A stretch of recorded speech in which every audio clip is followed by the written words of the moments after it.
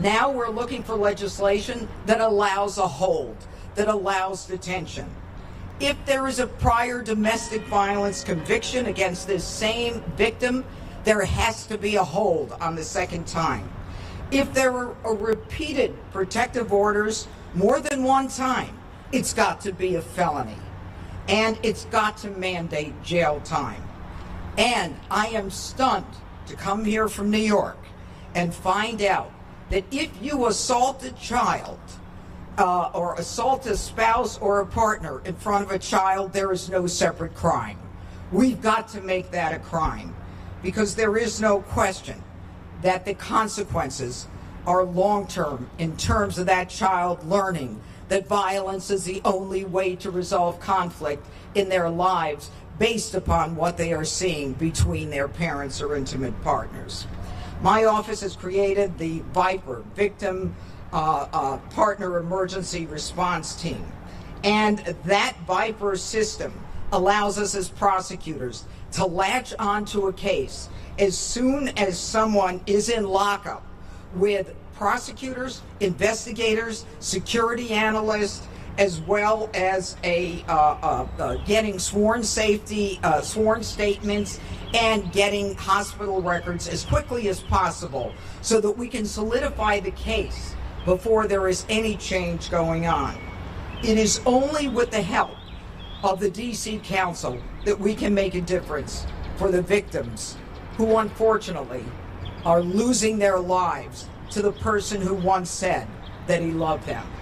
I want to thank the agencies who are here today, and I want to again thank the mayor. There is still a lot of work to do, but we are certainly capable of fighting the fight on behalf of those who cannot do it themselves. Thank you.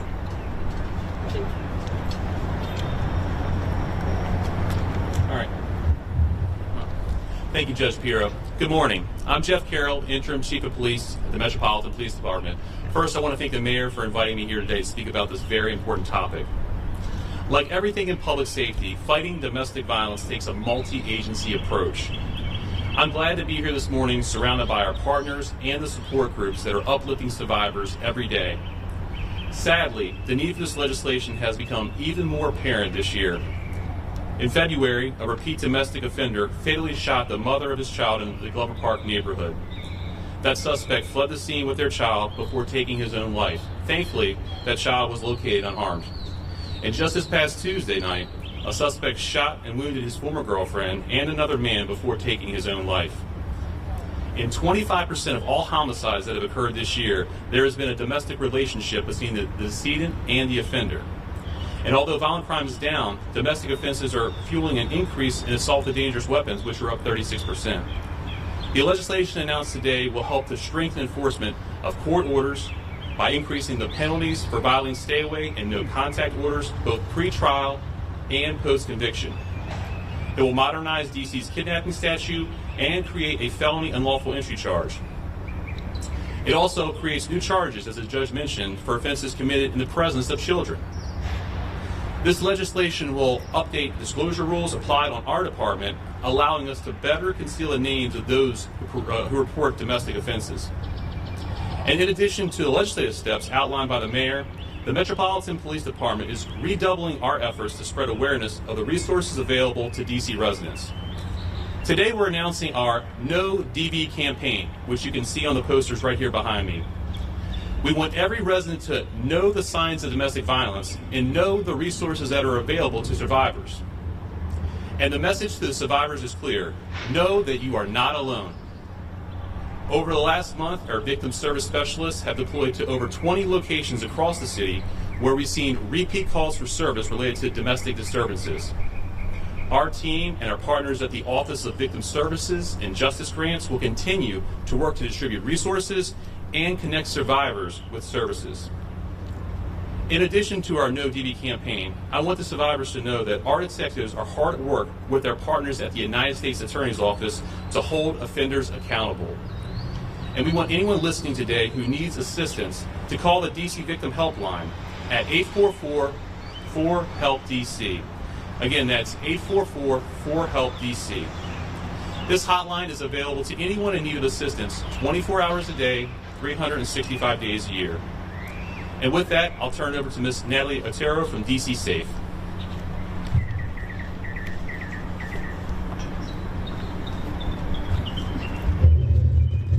Sorry, I'm very short. Hello. DC Safe has been at the front line of domestic violence in the city for 20 years. We've seen what happens when systems move too slowly and what it costs survivors when patterns of violence go unaddressed. We have been advocating for protections like this for over a decade. We know that when people are at high risk, every second counts.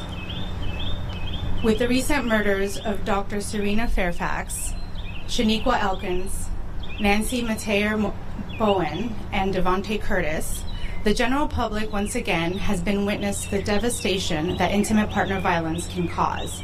It is pervasive and exists across socioeconomic lines and across every neighborhood, and it is our responsibility to solve it. The Protecting Victims Act of 2026 is a critical step in supporting survivors and saving lives.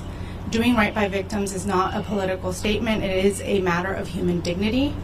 DC Safe will continue to measure every step by one standard, whether it makes survivors safe. The toughest job we all have is still ahead of us. The survivors that we serve experience violence in multiple ways, and it is not an isolated incident. They experience it alongside housing instability, economic insecurity, immigration vulnerability, and systems that were not necessarily built for them. We must build systems that will not put victims at greater risk by coming forward. And we must remember that people who do harm also need a continuum of care to help prevent and break the cycle of violence permanently. This moment belongs to survivors and communities who refuse to stay silent. DC Safe has been a part of this fight, and we hope that this creates momentum to do even more in our community. I myself am a survivor and child witness of domestic violence, and I will continue to work for survivors' rights. There is more to be done, and DC Safe is here for it. We know that we know what still needs to happen, and so does every survivor in the city. Thank you. Okay, so with that, we'll be able to take a few questions. Let me acknowledge, too, that I'm joined by Deputy Mayor Lindsay Appiah, the Deputy Mayor for Public Safety and Justice, the Fire Chief, Chief Donnelly, and the DDOT Director, Sharon Kirschbaum. On topic. Yes. You guys mentioned just the uptick that we're seeing in domestic cases. Is there any reason that you guys are aware of that we're seeing this uptick? Any trend with that specifically? Chief.